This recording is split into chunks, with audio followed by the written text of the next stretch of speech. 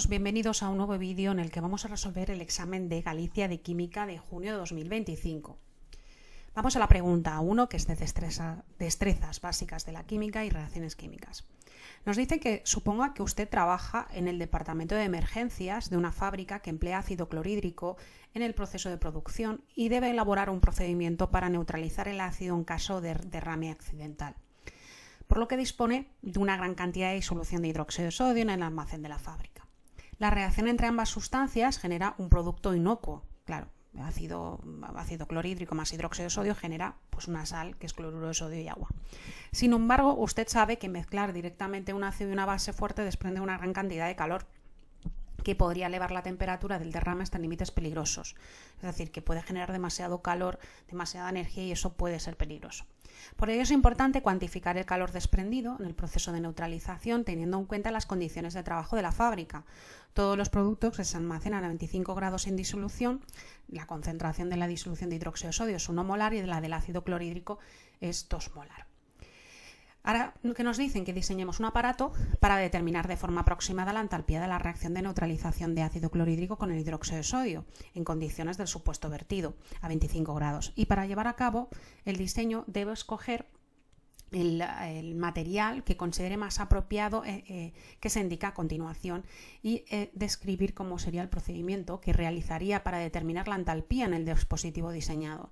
Material: vaso de precipitados, tela aislante, tapón de corcho del tamaño del vaso de precipitados, termómetros, tijeras y punzón para hacer agujeros, matraza forado, tampón del vidrio del tamaño matraza forado, bureta, probeta, vara agitadora y cinta adhesiva. Bueno, pues vamos a hacer un calorímetro casero, básicamente, ¿vale? En el siguiente material, pues utilizamos un vaso de precipitados envuelto en una tela aislante, que se aísla térmicamente para conservar el calor. Se tapa con un corcho perforado que permite introducir un termómetro sin pérdidas térmicas, y las disoluciones pues se agitan con una vara para asegurar que la mezcla, y se mide con probeta y bureta. Entonces el matraza forado puede emplearse para preparar disoluciones si es necesario. ¿Cuál es el montaje? Pues se aísla el vaso de precipitados con una tela cinta, se tapa con un corcho perforado introduciendo el termómetro, y luego, por ejemplo, podríamos poner 50 de ácido clorhídrico 2 molar, 100 mililitros a 1 molar, de 0,1 mol cada uno, por ejemplo, y añadiríamos el ácido clorhídrico a la base con el vaso, y se agita y se mide el aumento de la temperatura. Suponga que llevó a cabo un experimento para determinar la entalpía de una reacción de neutralización con el aparato que diseñó, empleando 100 mililitros de una disolución de ácido clorhídrico y 200 mililitros de una disolución de hidróxido de sodio, y obtuvo los resultados mostrados en la tabla. A partir de esos datos, calcule la entalpía de la neutralización molar en las condiciones de trabajo de la fábrica, y te dice que consideres que la densidad de la disolución resultante al mezclar el ácido con la base es de 1 gramo por centímetro cúbico, que es la capacidad calorífica, que es igual a la del agua, 4,18 julios partido gramo por Celsius, y que los volúmenes son aditivos. Desprecie también la capacidad calorífica del calorímetro. Bueno, pues aquí tenemos que pensar varias cosas. Primero, los datos que nos proporcionan. Nosotros, fijaros que aquí lo que va a pasar es que si yo tengo ácido clorhídrico que reacciona con hidróxido de sodio, una relación 1 a 1, esto genera cloruro de sodio más agua, ¿vale? Claro, aquí nos están diciendo que los volúmenes son aditivos, entonces si yo tengo aquí 100 mililitros y 200 mililitros, realmente mi volumen final, pues estaríamos hablando de 300 mililitros. Así que tenemos ese volumen de 300 mililitros. Ahora lo que vamos a hacer es que vamos a calcular en esos mililitros, con esas concentraciones que nos ha dado anteriormente el enunciado, cuál es el número de moles de cada cosa, ¿vale? Entonces, el número de moles, en este caso, de hidróxido de sodio, sería, yo tengo 1 molar por un volumen de 0,2 litros, así que estos serán 0,2 moles de hidróxido de sodio. Ahora calculamos el número de moles que tenemos de ácido clorhídrico, que sería pues 2 molar por un volumen de 0,1 litros, y entonces tendríamos 0,2 moles de ácido clorhídrico. Fijaros que aquí lo que pasa es que las cantidades que nosotros tenemos son cantidades que son equimolares, entonces tenemos 0,2 moles de cada uno. Después vamos a calcular la variación de temperatura. Nosotros acabamos con 34,16 grados, ¿vale? Y entonces en la tabla acabamos con 34,16, ¿vale? Le restamos 16 grados Celsius, esto es final menos inicial, y entonces le restamos 25. Bueno, pues esa diferencial de temperatura sería de 34,16, perdón, a ver, 34,16 menos 25 grados Celsius, estaríamos hablando de una variación de 11, de 34, ay, perdón, cuidado, que he puesto 36, es 34,16, menos 25 sería 9,16 grados Celsius de variación. 9,16 grados Celsius de variación. Bueno, pues, ¿qué vamos a hacer cuando tenemos estos datos? Pues aquí ya tendríamos los datos analizados, tenemos el volumen total, luego la capacidad calorífica nos están diciendo que es 4,18 julios partido gramo por cada Celsius, y entonces lo que vamos a hacer es que vamos a calcular el calor liberado. El calor liberado es igual a la masa por la capacidad calorífica por la variación de la temperatura, ¿vale? Entonces, ¿qué vamos a hacer? Pues vamos a aquí tenemos, primero tenemos una masa de... fijaros también otro detalle, porque nos están diciendo que la densidad es también de 1 gramo por centímetro cúbico. Si yo tengo 300 mililitros, ¿vale? O centímetro cúbico, que es lo mismo, ¿vale? Eso significa que tendré realmente 300 gramos, porque es 1 gramo por centímetro cúbico. Así que el calor será igual a 300 gramos por la capacidad calorífica, que nos han dicho que es 4,18 julios partido gramo por Celsius, y la variación de la temperatura, que es 9,16. Vale, vamos a ver qué variación de calor tendríamos aquí. Bueno, pues vamos a calcular esto. Esto sería igual a 9,16 por 300 gramos por 4,18. Y esto nos daría pues esta cantidad de kilojulios. Como es un calor que se desprende, porque nos lo dice el enunciado que va a generar una reacción exotérmica, vamos a ponerle signo negativo para ser conscientes de que es una reacción exotérmica. Vamos a traducirlo, si queréis, dividiendo entre 1000 a kilojulios, que creo que es más cómodo. Perdón, sería... entre 100, no, entre 1000. Entonces esto sería realmente menos 11,48, bueno, 48,6 kilojulios, ¿vale? Así creo que es más manejable.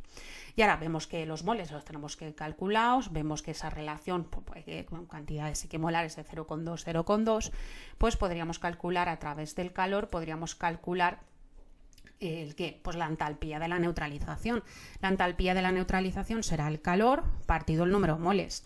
Yo tengo un calor de menos 11,468 kilojulios, que lo divido por el número de moles que tengo estequiométricos de cada uno, 0,2. Así que pues nada, esto lo dividimos entre 0,2. A ver, esto sería... Bueno, pues voy a arrastrar el decimal. Esto es lo que hemos calculado de calor, de esos 300 gramos por 418. ¿Vale? Esto pues lo dividíamos entre 1000 y nos daba ese calor. Pues esto lo dividimos entre 0,2 y entonces tenemos que son menos 57,6 kilojulios partido mol. Fijaros que ponemos el signo negativo porque es una reacción que desprende, y además nos lo dice el enunciado, desprende calor. ¿Vale? Muy bien. Pues nada, vamos al siguiente ejercicio. La verdad es que no me gusta mucho la termodinámica, hubiese preferido que hubiesen puesto otra pregunta competencial, pero bueno, tampoco es muy complicada.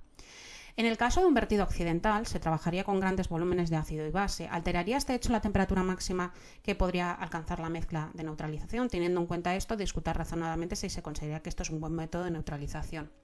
A ver, yo creo que no es un buen método, porque si las cantidades fueran pequeñas, pues vale, bien, estaría bien, pero las cantidades no son pequeñas. Es decir, si hablamos de una fábrica, hablamos de cantidades muy grandes. Entonces, cuanto mayor sea la neutralización de hidróxido de sodio en caso de vertido, bueno, neutralización de hidróxido de ácido clorhídrico, es verdad que la reacción es rápida y completa, genera productos inocuos, pero la reacción es muy exotérmica y entonces lo que va a pasar es que va a ser importante controlar el proceso, añadiendo la base muy lentamente y con agitación para evitar los puntos locales de sobrecalentamiento, lo que podría ser peligroso, ya que si no hay un control de eso a priori no sería un buen método de neutralización. Es verdad que aumentar los volúmenes también aumenta pues, el calor total liberado, ¿vale? Que se reparte entre más masa de disolución, por lo que la temperatura máxima es verdad que no aumentaría significativamente. Pero, a ver, a priori puede parecer una buena idea, pero como es tan exotérmica la reacción, controlar el proceso y evitar esos puntos locales de sobrecalentamiento, yo creo que a priori sería complicado. O sea, tendríamos que hacer muchas otras cosas después y yo creo que no sería un buen método. Bueno, vamos a la siguiente pregunta. Esta es una pregunta que parece de redox. Sí, exacto, de redox. Nos dicen que el nitrato de plata se obtiene haciendo reaccionar plata metálica con ácido nítrico según la siguiente reacción. Entonces tenemos el ácido nítrico con la plata, que da nitrato de plata, monóxido de nitrógeno y agua, y te dice que ajustes las ecuaciones iónica y molecular por el método ion-electrón. Bueno, pues un ajuste redox. Un ajuste redox que, por cierto, hemos hecho 1000 billones de veces. Ácido nítrico con plata nos daría nitrato de plata más NO más agua líquida. Vale. Y entonces aquí, pues valencia sería más 1, más 5, menos 2, 0, más 1, más 5, menos 2 y más 2, menos 2, más 1, menos 2. Ya tenemos las valencias indicadas, vamos a ver los cambios. Yo veo que del ion nitrato pasamos a 5, pasamos a 2, así que eso es una reducción. Tenemos una semirreacción de reducción y por lo tanto esto es un agente oxidante.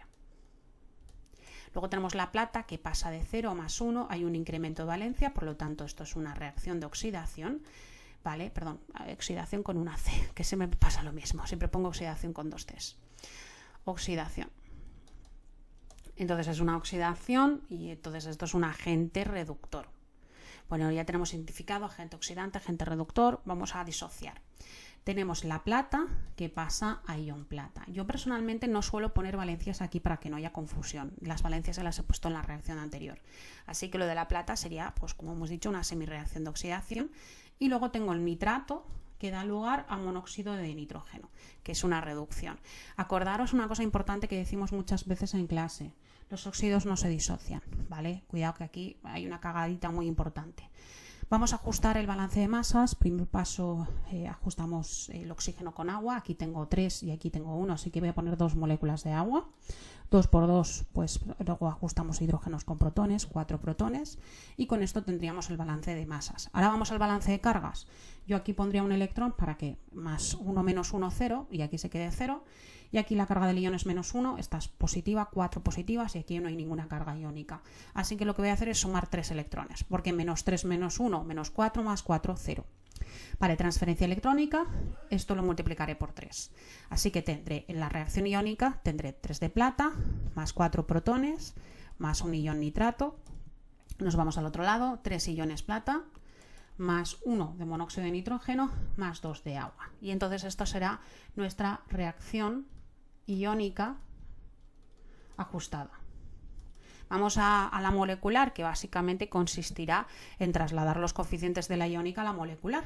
Bueno, pues aquí pues vamos a intentar hacerlo por orden. Del ácido nítrico, aquí tengo 4 y un nitrato, siempre mandan los que más tengan, en este caso los protones, así que tengo 4 de ácido nítrico más 3 de plata, ¿vale? Nos vamos al otro lado, 3 de nitrato de plata más 1 de monóxido de nitrógeno más 2 de agua. Y con esto tendría la reacción química ajustada. Voy a hacer una cosa, voy a trasladar los coeficientes aquí, porque como el apartado B es un ejercicio estequiométrico, pues así lo tengo. 3, aquí nada y aquí un 2, ¿vale? Porque luego te dice que se hacen reaccionar 40 gramos de plata, ¿vale? 40 gramos de plata con una suficiente cantidad de ácido nítrico y entonces te pide que calcules la cantidad de nitrato de plata que se va a obtener cuando el rendimiento de la reacción es del 60%. Bueno, pues creo que es bastante asequible, ¿no? Vamos a ver. Bueno, voy a dejar la reacción escrita aquí abajo.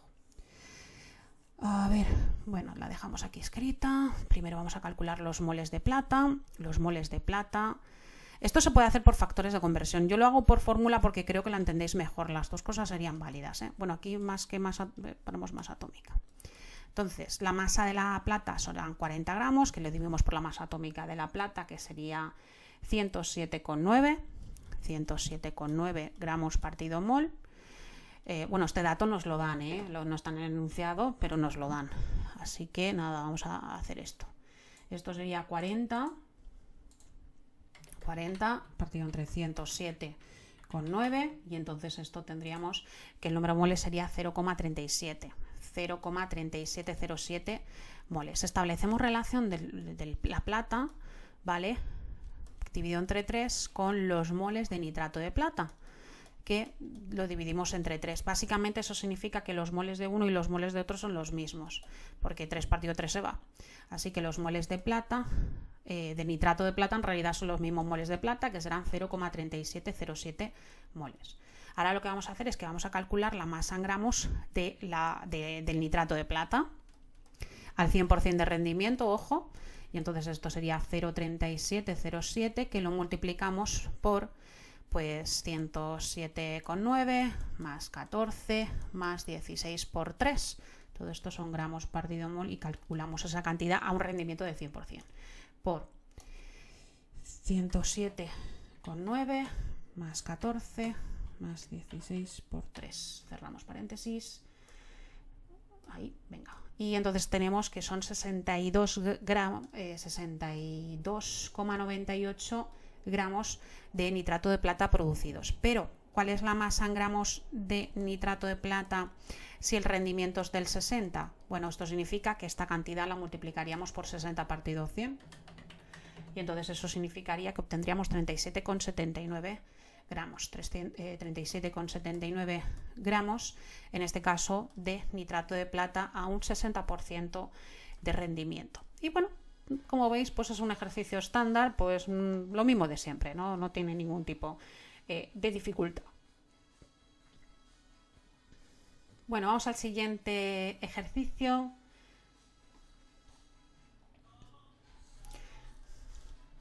El siguiente problema tenemos que te dice que respondas entre el 2,3 y el 2,4 y que justifiques, el 2,3 te dice que justifiques razonadamente si en una disolución acuosa a 25 grados la plata metálica podría reducir los iones cobre a cobre sólido. Básicamente es que tenemos la reacción de cobre más 2 acuoso que pasa a cobre sólido. Fijaros que por el estado esto es más 2 a 0, esto significa que es una reacción de reducción. Y entonces aquí en esa reacción de reducción pondremos el potencial estándar de reducción, ¿vale? No lo he puesto porque se me ha olvidado poner los datos, pero en el examen estaban puestos los datos de los potenciales estándar de reducción del cobre, ¿vale? Que es igual a 0,34 voltios, y el potencial estándar de reducción de la plata, que es igual a 0,80 voltios. Entonces el potencial de reducción del cobre es 0,34 voltios. Ahora, si yo tengo plata y la plata está en estado sólido, eso significa que lo único que le puede pasar es que pase a plata más 1 en disolución acuosa. Y esto veo yo que es una reacción de oxidación. Vale, vamos a ver si hay reacción estándar. Yo personalmente me gusta cambiar el signo. Voy a poner potencial de oxidación de la plata, que será menos 0,80 voltios. Así que ajustamos la reacción. Estos son 2 electrones, esto es un electrón, esto lo multiplico por 2. Y la reacción global sería cobre más 2 acuoso más 2 de plata sólida. Nos vamos a cobre sólido más 2 iones plata en disolución acuosa. Así que la variación de esta reacción es 0,34 y menos 0,80. Yo os digo que a mí personalmente me gusta cambiar el signo. Esta variación me daría menos 0,46 voltios si no me he engañado porque lo he calculado de cabeza. Pero bueno, vamos a calcularlo, por si no nos hubiésemos engañado. 0,34 menos 0,80. Hay gente que resta. A mí personalmente lo que me gusta es sumar y lo que hago es cambiar el signo del potencial de oxidación a potencial de reducción. Le cambio el signo para obtener del de oxidación. Vale, esto significa que si nosotros realizamos la energía libre de Gibbs es igual al número de electrones transferidos por la constante de Faraday y por la variación del potencial de dicha reacción, nosotros vemos que si esta variación es de signo positivo, la variación del potencial de la reacción es de signo negativo, eso significa que la energía libre de Gibbs es mayor que 0 y entonces se trata de un proceso que no es espontáneo. Entonces, no va a suceder lo que nos están diciendo ahí, es decir, no es una reacción espontánea y entonces, claro, esa variación es negativa y entonces, pues la variación de la energía libre de Gibbs es positiva y entonces es una reacción que no es espontánea. Luego, el 2,4 tiene pinta de electrólisis, dice que se hace pasar una corriente eléctrica de 2 amperios a través de 250 mililitros de una disolución acuosa de 0,1 molar de iones cobre más 2, calcule cuántos minutos debería pasar para que todo el cobre más 2 presente se deposite como cobre. Bueno, esto es una electrólisis claro, esto podríamos meter voltaje y hacer una reacción de electrólisis. Bueno, pues entonces lo que vamos a hacer es lo siguiente. Nosotros sabemos que la masa depositada en un electrodo sería igual a el peso molar por la intensidad de la corriente por el tiempo partido la carga del ion por la constante de Faraday. Vale, ¿qué tenemos de aquí de datos? Pues tenemos el amperio, tenemos el volumen, básicamente con el volumen y esto podríamos calcular pues cuántos moles tenemos y por lo tanto podríamos calcular la masa y entonces podríamos calcular la masa depositada de cobre, ¿vale? Porque vemos que la relación, fijaros que la relación de este ion y este ion es una relación 1 a 1, así que es los mismos moles. Y entonces sacamos la masa y luego si nos piden el tiempo despejamos el tiempo. El tiempo es igual a la masa por la carga del ion por la constante de Faraday partido el peso molar, ¿vale? Por la intensidad de la corriente. Vale, entonces vamos a calcular qué masa hay. Nosotros sabemos que el número moles es la molaridad por el volumen en litros. Así que tendríamos 0,1 molar por un volumen de 0,25 litros. Y bueno, calcularíamos el número moles. El número moles de esto sería 0,1 por 0,25. Bueno, y esto nos daría que el número de moles del ion cobre es 0,025. 0,025 mol. Como la relación es 1 a 1 del cobre sólido, vamos a calcular la masa del cobre. Entonces eso será el número moles por el peso molar, bueno, por la masa atómica del cobre en este caso. ¿Cuál es la masa atómica del cobre? Pues 0,025 que lo multiplicamos por... ¿Cuál es la masa? Ay, se me ha olvidado anotar la masa del cobre porque nos la dan en otra hoja. Vale, 63,5 masa de cobre. Pero voy a buscar la masa de cobre 63,5. Pues esto lo multiplicamos. A ver, si ponemos la masa de cobre exacta, peso molar del cobre exacto sería 63,546. ¿Vale? Y entonces eso sería el más exacto. Bueno, 63,5 si queréis. Y entonces esto nos sale que la masa depositada es de 1,588 gramos. Pues vamos a calcular el tiempo. Pues el tiempo es igual. Vamos a ponernos aquí el tiempo. Entonces el tiempo es igual a la masa, que es 1,5888 gramos, por la carga del ion es más 2, por la constante de Faraday 96.500, aunque yo lo voy a meter en la calculadora el peso molar. Bueno, podía haber hecho una conversión de aquí con estos datos, pero bueno, da igual, así ya está hecho. 63,546 gramos partido mol y la intensidad de la corriente son 2 amperios. Bueno, pues vamos a ver cuánto tiempo es esto. Bueno, pues esto sería, vamos a arrastrar el dato, por 2 por constante de Faraday, que la voy a sacar de la calculadora. Físico-químicas, 2, ¿lo veis? Partido 63,546 por 2 amperios y entonces esto me saldría que ese es el tiempo. Ojo, este tiempo que nosotros acabamos de calcular es en segundos. Esto es 2412,13 segundos. Si yo este tiempo lo quiero expresar en otra manera, fijaros, me dice que lo haga en minutos. Bueno, pues estos minutos sería dividirlo, pero voy a quitar la fórmula, sería dividirlo entre 60, ¿cierto? Entonces esto en segundos, de segundos lo dividimos entre 60 y lo pasamos a minutos. Uy, espera. A ver, 60. Vale, y entonces estos son 40,2 minutos. 40,2 minutos, que es básicamente lo que me pide que resuelva el problema. Entonces ya tenemos calculado los minutos que deben pasar para que todo el cobre presente en la disolución se deposite como cobre. Fijaros que aquí, cuidado aquí con la estequiometría, por eso es importante ajustar la reacción química de la propia electrólisis, ¿de acuerdo? Muy bien, y además tiene relación un ejercicio con otro. Los procesos de electrólisis son procesos no espontáneos. Si tú quieres que sucedan, tienes que poner ese voltaje. Vamos al siguiente problema. El siguiente problema es de reacciones químicas, también tiene química orgánica. Y hay que responder la pregunta 3.1 o 3.2 con sus respectivos apartados, ¿vale? Vamos al 3.1.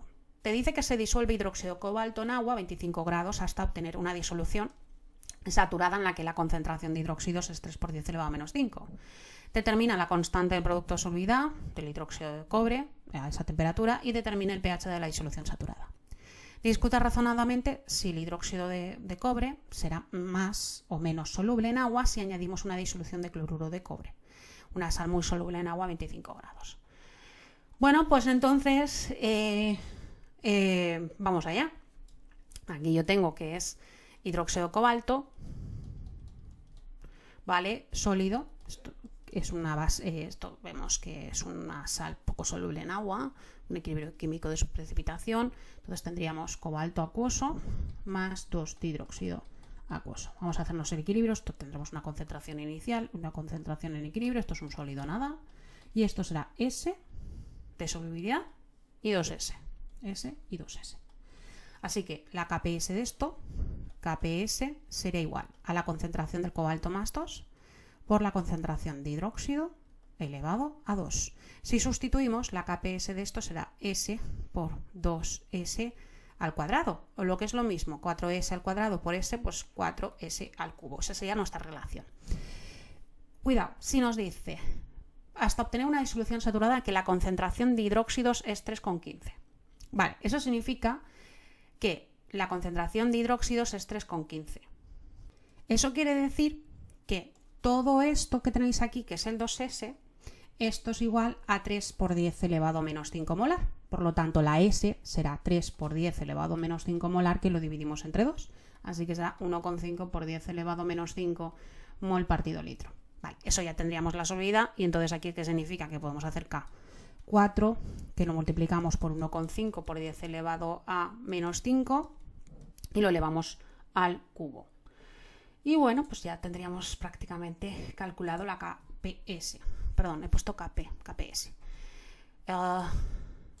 Esto lo he hecho de cabeza, pero 3 por 10 elevado a menos 5, 3 dividido entre 2, pues es 1,5, ¿vale? Dividido entre 2, ¿vale? 1,5, así que 4 por el anterior, que lo elevamos al cubo, nos va a salir que la KPS es 1,35. 1,35 por 10 elevado a menos 14. Vale, entonces tendríamos que es 1,55 por 10 elevado a menos 14 sería el valor de la KPS. Bueno, ya lo tendríamos. Esto es una sal poco soluble, la verdad, lo que estaríamos viendo. Luego te dice que, ya tenemos determinado y luego nos pide que determinemos el pH. Bueno, la concentración total de hidróxidos en realidad nos la está diciendo. Nos está diciendo que todo lo que hay de hidróxidos es igual a 3 por 10 elevado a menos 5 molar. Así que pues nosotros a partir de esa concentración de hidróxidos pues podemos calcular el pOH. Entonces el pOH es igual al menos logaritmo de 3 por 10 elevado a menos 5 y calcularíamos el pOH.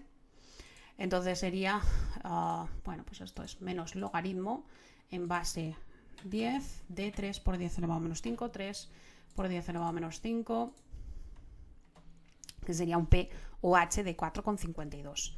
4,52, pero me piden el pH. Sé que pH más pOH es igual a 14, así que 14 menos este valor que acabo de calcular me daría el pH.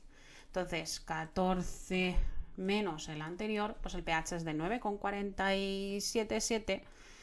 9,477, que si queréis podemos rondear a 9,48. Bueno, y ya tendríamos el ejercicio resuelto. Vale, en el apartado C te dice que discutas razonadamente si el hidróxido de cobalto será más o menos soluble en agua si añadimos una disolución de cloruro de cobalto. Vale, el cloruro de cobalto es una sal soluble que da lugar a ion cobalto, ¿vale? Más 2 iones cloruro, ¿vale? Entonces, ¿qué pasa? Que el ion que hay en común es el ion cobalto, ¿no? Y entonces aquí pues se produce un efecto de ion común. Entonces al añadir cloruro de cobalto se incrementa la concentración de iones cobalto y esto provoca un desplazamiento hacia los reactivos en sentido inverso. Vale, eso según el principio de Le Chatelier. Entonces, para contrastar dicho aumento, básicamente. Entonces, como consecuencia, lo que va a pasar es que la solubilidad del hidróxido de cobalto, debido al efecto del ion común, pues la solubilidad va a bajar, ¿vale? Entonces, hay una disminución de la solubilidad que disminuye e incrementa, por lo tanto, si disminuye la solubilidad, pues incrementa pues su precipitación, como veis ahí.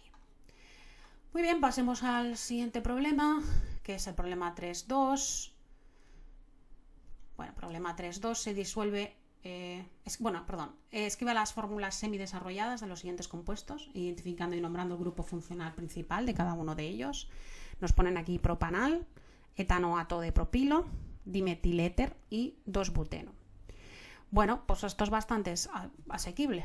Propanal primero es un aldehído, ¿vale? Nos dice que identifiquemos el grupo principal. Bueno, con el nombre sale propanal. Tiene un grupo aldehído, CH3CH2 y aldehído. Entonces, esto es el grupo aldehído, el grupo funcional aldehído, y ya lo tendríamos. Ahora el siguiente nos dice que es etanoato de propilo. Esto es un éster. Entonces, CH3, COO, CH2, CH2, CH3. Entonces, el grupo funcional estaríamos viendo que es un éster. No confundir con éter, ¿eh? ¿Vale? Que bueno, aquí hay un éter, dimetiléter. Bueno, metil, oxígeno, metil, dimetiléter. Bueno, aquí el grupo funcional pues es un éter. Y el 2-buteno. 2-buteno, pues tendríamos un doble enlace en el segundo carbono, que sería CH3, CH, doble enlace CH, CH3. Y bueno, el grupo funcional es un alqueno. Y bueno, pues ya está, así de sencillo. Qué guay, ojalá todos fueran así. Vale, en el 3.2.2 te dice que escribas que creo que aquí he cometido un error de redacción. Escriba la reacción, perdonad, esto es fruto de las prisas, de la reacción que tiene lugar cuando aquí creo que me ha faltado un montón de texto, que creo que no copia bien, que el 2-buteno reacciona con bromuro de hidrógeno, indicando qué tipo de reacciones y justifique si el compuesto obtenido presenta isomería óptica y geométrica. Isomería óptica o geométrica. Vale. Y la reacción que tiene lugar, bueno, obviamente lo vamos a explicar. Perdonaré, es que esto lo he copiado mal. A veces la foto no se veía muy bien del examen, pero bueno, se ve bien. A ver, pues nada, aquí, si nosotros tenemos un compuesto como el 2-buteno, entonces el 2-buteno sería CH3, TH, doble enlace, CH y CH3, que reacciona con bromuro de hidrógeno, estaríamos hablando de una reacción de adicción al doble enlace. Vale, entonces es una halogenación, una hidrohalogenación, pero es una adicción al doble enlace, que por ejemplo aquí no sigue la regla Markovnikov, porque no habría esto asimétrico, y entonces aquí pues el producto mayoritario pues le irías hasta el carbono 2, y entonces sería CH3, CHBr, CH2, CH3, y entonces daría el 2-bromobutano. Vale, entonces te dice si ese 2-bromobutano puede generar algún tipo de isomería óptica y geométrica. Geométrica no, porque para ver isomería geométrica, cis-trans, tendría que haber un doble enlace que estuviera en una posición central. Pero vamos a ver si hay una isomería óptica. Vamos a hacerlo en forma desarrollada para que lo veáis mejor. Tenemos el primer carbono, luego el segundo con un hidrógeno y un bromo. Luego vamos al segundo, hidrógeno, el tercer carbono y el cuarto carbono. Bueno, sí que parece que isomería óptica sí que hay. Vale, este carbono tiene, esto es distinto, repe, no es quiral. Nos vamos al segundo, a ver, todo esto es distinto y distinto. Así que ese carbono sí que es quiral. Entonces el carbono este de aquí pues es un carbono quiral, un carbono asimétrico porque está unido a 4 cosas distintas. El tercero no lo es porque es repe hidrógeno y el cuarto tampoco, repe hidrógeno. Así que sí que tenemos una isomería óptica y como solo vemos un carbono quiral, el número de isómeros sería 2 elevado al número de carbonos quirales, que son 1, así que habría 2 isómeros posibles. Vale. Luego te dice 3.2.3. Justifique empleando la reacción correspondiente a la velocidad de la siguiente reacción. Bueno, ¿qué nos dice aquí? Aquí nos dice que el etanol reacciona con ácido sulfúrico dando alquino. Bueno, el etanol es CH2OH, CH3. Bueno, en realidad esto sería con ácido sulfúrico, hablamos de reacciones de deshidratación. Las reacciones de deshidratación de alcoholes da alquenos, entonces en cualquier caso daría el eteno. CH2, doble enlace, CH2 y bueno, el agua que siempre se me olvida, entonces daría eteno. Bueno, dice que aquí da un alquino. Bueno, pues eso no sería cierto, la relación sería falsa. porque lo que estaríamos viendo sería una reacción de deshidratación de un alcohol, ¿vale? Que produce, bueno, esto también se le llama reacción de eliminación y genera un alqueno, en este caso el eteno, pero no un alquino, entonces eteno, que es un alqueno. Y agua, que siempre se nos olvida, a mí por lo menos siempre se me olvida el agua. Bueno, vamos a la siguiente reacción, el siguiente ejercicio, el problema 4, ya estamos ya en el final del examen prácticamente, nos queda el problema 4. Que tenemos el 4.1 y el 4.2 y hay que elegir entre 4.1 y 4.2. El 4.1 te dice responde los 3 subapartados siguientes. Se dispone de una disolución de ácido hipocloroso. Bueno, el ácido hipocloroso es un ácido débil, ¿vale? Con una concentración de 0,01 molar, no está en la caso A, por eso es que sabemos que es débil, 3 por 10 elevado a menos 8, y que calculemos el grado de disociación de dicho ácido, ¿vale? Discuta razonadamente si una disolución de un ácido de la misma concentración que la disolución del ácido hipocloroso del apartado 4.1 tenga una casu A de 10 elevado a menos 14, tendrá un pH mayor o un pH menor. Bueno, pues vamos a ver. Y luego en el 4.1.3 discuta razonadamente cuál será el pH de una disolución de nitrato de potasio. Bueno, aquí tenemos que el ácido hipocloroso es un ácido débil. Yo voy a escribirlo tipo Arrhenius, ¿vale? Doble flechita porque se trata de un ácido débil, te genera el ion hipoclorato más los protones. Esto en disolución acuosa y acuosa. Entonces tenemos una concentración inicial que nos dicen que es 0,01 molar, nada, nada. La variación es menos X más X más X y la concentración en equilibrio sería 0,01 menos X, X y X. Entonces la casu A sería igual a la concentración de clorato por la concentración de protones partido de la concentración del ácido. Así que esto sería x al cuadrado partido 0,01 menos x, que sería igual a 3 por 10 elevado a menos 8. Bueno, aquí lo que nosotros tenemos que hacer, a ver, se puede despreciar. ¿Por qué? Porque la casu A es inferior a 1 por 10 elevado a menos 5. Pero yo personalmente siempre me gusta hacer la ecuación de grados. Son manías, porque la ecuación de grados no hace falta que yo explique por qué desprecio y en cuántas unidades se desprecia, ¿vale? Entonces así me evito tener que hacer la justificación. Pues por eso prefiero la ecuación de grados. Además es que casi todas las calculadoras que usamos resuelven ecuaciones de grados. Esto pasa aquí multiplicando. 0,01 por 3 por 10 elevado a menos 8 sería 3 por 10 elevado a menos 10 menos 3 por 10 elevado a menos 8 x. Ordenamos la ecuación, x más 3 por 10 elevado a menos 8 x menos 3 por 10 elevado a menos 10, que lo igualamos a 0. Y resolvemos la ecuación de grado 2, menú, ecuación polinómica de grado 2. Así que esto es 1, 3 por 10 elevado a menos 8, enter, menos 3 por 10 elevado a menos 10. Perdón, 40 no, 10. Y entonces tendremos dos resultados, x1 y x2. X1 será, y el X2 será negativo, que lo vamos a despreciar. Acordaros que en ácido base siempre el negativo se desprecia. Y el X1 es 1,73 por 10 elevado a menos 5 molar o mol partido litro. Cuidado que el negativo se desprecia. Bueno, ya tendríamos la X, y como tenemos la X, pues podemos calcular lo que nos pidan, que es que calculemos el grado de disociación. El grado de disociación es X partido de la concentración inicial multiplicado por 100 si lo queremos expresar en porcentaje. En proporción no se multiplicaría por 100 cuando lo pones en un cuadro de disociación, pero en este caso, como es un resultado final, para que sea más manejable lo voy a poner en porcentaje.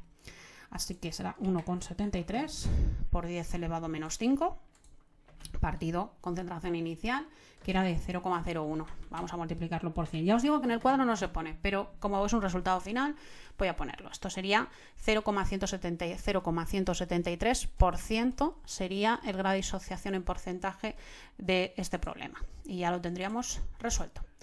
Luego nos pide en el 4.1.2 que discutamos razonadamente si una disolución de otro ácido de la misma concentración que tenga la disolución del ácido en sí, tendrá un pH mayor o un pH menor. Bueno, pues esto es tan sencillo como volverlo a calcular. Básicamente sería lo mismo, sería la casu A, sería pues, la sustancia desprotonada por el protón partido la concentración del ácido. Entonces, toda esta parte de aquí sería igual, x al cuadrado partido 0,01 menos x igual, pero ahora cambiaría y pondríamos 10 elevado a menos 14. Vale. ¿Qué está pasando? Que este valor de casu A es más bajo y este es más alto, ¿vale? Entonces tenemos dos opciones. Podemos volver a hacer el cálculo, podemos calcular el valor de x y a partir de x podemos calcular el pH.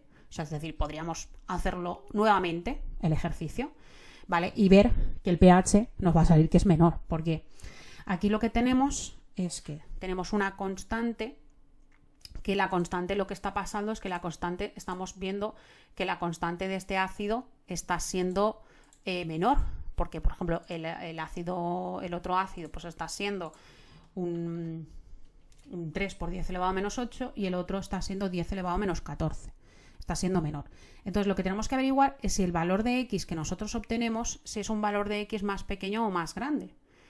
Entonces, yo he visto que en el primero, como hemos dicho, la X nos ha salido que es 1,73 por 10 elevado a menos 5 molar, ¿vale? Que sería el cálculo que nos ha salido a nosotros antes, que sería, menos 5, no menos, sí, menos 5 sería la X, ¿vale? Y de ahí yo puedo calcular el pH. pH sería igual al 1,73, ¿no? Entonces sería pH igual a 1,73 por 10 elevado a menos 5.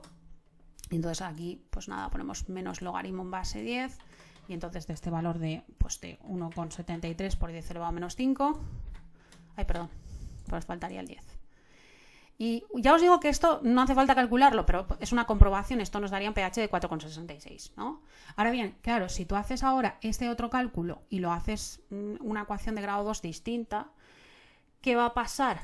Que el cálculo va a ser distinto. ¿Y entonces qué pasa? Que ambos tienen la misma concentración, el ácido tiene una constante, HA, este ácido tiene una constante mucho menor, disocia mucho menos. Entonces, ¿qué pasa? La concentración de protones que genera es menos, ¿vale? Y entonces, si genera menos concentración de protones, eso significaría que la X que saca es una X menor. Es una X menor.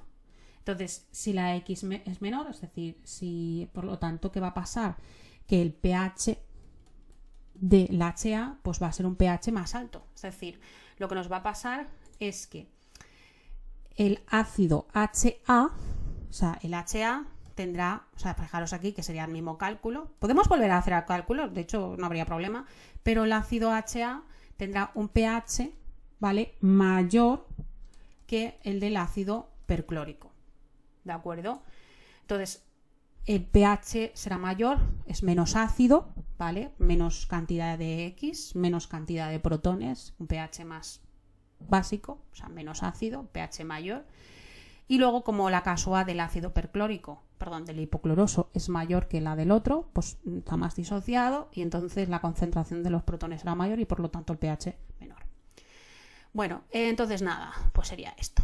Ahora, siguiente apartado. Ya os digo que yo haría los cálculos, si me da tiempo. Es decir, porque lo puedes comprobar con el pH y con los cálculos, porque te dice que discutas, lo discutaría razonadamente, pero luego lo justificaría con unos cálculos.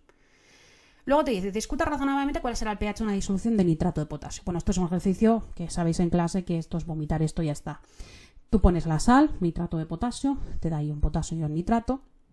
Haces el análisis de la fuerza ácido-base de los conjugados. Tendrías que en este caso del potasio tendrías un ácido conjugado que procede de una base fuerte, por consiguiente es más débil que el agua y no produce reacción de hidrólisis, ¿vale? Y luego el ion nitrato, que es la base conjugada que procede de un ácido fuerte, por lo que no se produce una reacción de hidrólisis. Entonces la disolución será neutra por hidrólisis alcalina, no hay hidrólisis alcalina y entonces la disolución será neutra. ¿Vale? Un pH aproximadamente de 7, ¿vale?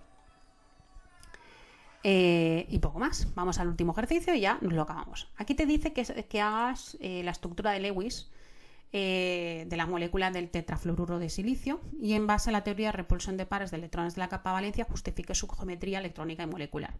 Discuta razonadamente si la molécula del apartado anterior será polar y luego por los siguientes grupos de números cuánticos indique razonadamente cuáles no estarían permitidos para los grupos en los que los números cuánticos sí están permitidos y indique a qué orbital atómico pertenecen. Pues los números cuánticos los tenemos bien copiados: 3, 2, 0, 2, 3, 1, 2, menos 1, 1 y 4, 1, 0, sí. Bueno, yo voy a hacer el 1, el 2 y el 3 juntos, ¿vale? Entonces, si yo tengo el tetrafluoruro de silicio, el silicio tiene una covalencia de 4, tiene 4 pares enlazantes que enlaza con el flúor, ¿vale? Y el flúor tiene 7 pares de electrones, o sea, tiene 7 electrones en la última capa valencia, por lo tanto, cada átomo de flúor tendrá 3 pares de electrones solitarios, ¿vale? Claro, esta molécula viene de un número estérico de 4, el átomo central la acompaña en 3 elementos y el átomo central tiene 0 pares de electrones solitarios. 0 pares de electrones solitarios. Entonces, de acuerdo con la notación de la teoría de repulsión de los pares de electrones de la capa valencia, esta molécula, el tetrafluoruro de silicio, es una especie de tipo AX4 con un número esteroico 4, a la que le corresponde una distribución tetraédrica de ligandos y pares no enlazantes alrededor del átomo central. Como no existen pares de electrones no enlazantes sobre el silicio, coincide la distribución en la geometría molecular, que es tetraédrica, con unos ángulos de enlace de 109,5 grados. Polaridad: al ser el flúor más electronegativo que el silicio, la molécula presenta 4 dipolos dirigidos hacia el átomo de cloro, ¿vale? Y como los 4 vectores del momento dipolar son iguales y la geometría es tetraédrica, la resultante de ellos es nula, por lo que se trata de una molécula no polar o apolar, ¿de acuerdo? Ahora, nos dice, para los siguientes grupos de números cuánticos, explique razonadamente cuáles no estarían permitidos. Pues vamos a ver, de acuerdo con los valores, estos son los valores que pueden tomar los números cuánticos, así que vamos a ver uno por uno. Vamos a la primera. El primero te dice que el número cuántico principal es un 3, y el secundario son 2. El magnético podría ser -2, -1, 0, 1 y 2, ¿vale? Entonces, eso significa que el primero pues sería correcto, ¿vale? Válido. Vamos al segundo. El número cuántico principal es un 2, el secundario es un 3. Esto no puede ser, porque el secundario siempre tiene que ser al menos uno menos que el número cuántico principal. Así que el segundo es incorrecto. Vamos al tercero. El número cuántico principal es un 2 y el secundario es un -2. El secundario nunca puede ser negativo, ¿vale? El número cuántico secundario tiene que tener valores de 0 hasta el número cuántico principal -1 y entonces no puede tener valores negativos, así que no sería correcto. Vámonos al último. El número cuántico principal es un 4, el secundario sí que podría ser un 1 porque podría ser 0, 1, 2, 3. Y el otro, el magnético, pues podría ser -4, -3, -4 no, sería -1, -1, 0 y 1. Así que, pues sí que podría ser sería correcto. Y además, este sería un orbital de tipo 4p, ¿vale? Porque recordemos que el orbital secundario L igual a 1p. Y este de aquí sería un orbital 3 de tipo D, ¿vale? 3D y 4p. Y con esto tendríamos ya el examen resuelto. Bueno, espero que el examen os haya resultado muy útil. Perdonar los errores. A veces esta semana es muy intensa, hacemos muchos exámenes y a veces pues se nos va un poquito la cabeza y cometemos algún tipo de error. Cualquier duda podéis escribirnos y podéis compartir vuestras inquietudes. Espero que el examen haya salido muy bien y que tengáis mucha suerte y que saquéis una nota muy, muy, muy alta. Nos vemos en el siguiente vídeo. Hasta luego. Gracias.